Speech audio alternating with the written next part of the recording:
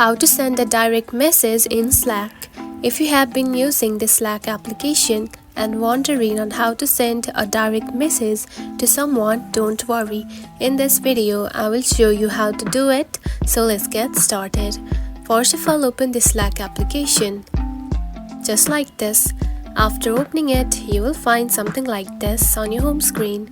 Now to send a direct message, here you can find the direct messages right here. So simply choose one of the person just like this, and you can simply tap onto the message box and send message to that person just like this. And that's it. This is how you can send a direct message in Slack. It is a very easy process, right? Now do the same process to send the direct messages to other people as well.